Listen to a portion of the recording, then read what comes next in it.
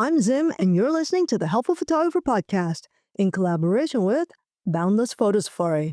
To register for an international safari, please visit boundlessphotosafari.com. This podcast is for Tony in Australia and Nancy in Fort Worth. Today I want to talk about something that comes up all the time in photography circles, especially when you're trying to get sharper images handheld. It's the old rule you've probably heard, the 1 over focal length rule. But now that so many of us are using cameras with in-body image stabilization, also known as IBIS, and stabilized lenses, the big question is, does the rule still matter? So what is the 1 over focal length rule? It's a classic guideline that says when you're shooting handheld, your shutter speed should be at least 1 over your focal length, assuming that you're shooting a full-frame sensor, of course. That means if you're shooting a 50mm lens, you should aim for a shutter speed of 1 over a 50th of a second. With a 200mm lens, it's 1 over 200th of a second, and so on. The rule helps reduce blurry images caused by handshake, especially with longer lenses, where even just a little bit of movement can be very problematic in the final image. Now, here's the twist. With IBIS in the camera body and optical stabilization in many lenses, we're told that we can shoot much slower shutter speeds and still get sharp results. And this is absolutely true. These technologies do help achieve that. Some of these systems even claim up to 5 stops of stabilization. Between you and me, I haven't seen that. So, does IBIS make the rule obsolete? Well, not entirely. Even if IBIS is getting you 1 or 2 or even maybe 3 stops, in my experience, and I've been with thousands of photographers over the years, the biggest variable is still you. Your posture, how steady are your hands, how are you holding the camera, how well do you brace the camera? All that still matters. For sure, IBIS can give you a stop or 2 of extra wiggle room, and maybe even more. But that doesn't mean you should throw out the rule completely.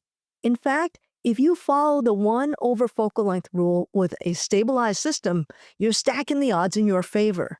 Sharp photos almost every single time. If you're curious how far you can push it with your own particular camera, do a test.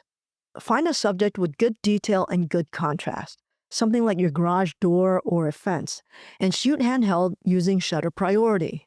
Start with 1 over focal length, and then gradually slow your shutter speed down in small increments, maybe 1/3 of a stop at a time. Then check the results in Lightroom or whatever software you use. Zoom in and look for motion blur.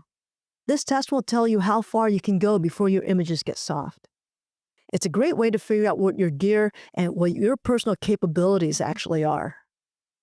Now, here's something a lot of folks forget. The 1 over focal length rule is for still subjects. Remember, IBIS only fixes your motion. It does not fix the motion of the thing in front of you. If your subject is moving, IBIS won't help you freeze the motion. I've seen this a lot. People get super clean results shooting buildings and landscapes at slow shutter speeds, and then they try the same thing for a portrait and wonder why the face is a little bit soft. Again, that's because IBIS fights your movement, not your subject's. If your subject is swaying or just shifting a bit, like people do naturally, you still need a shutter speed fast enough to freeze them. And remember, how fast you need to shoot depends on how close you are to the action.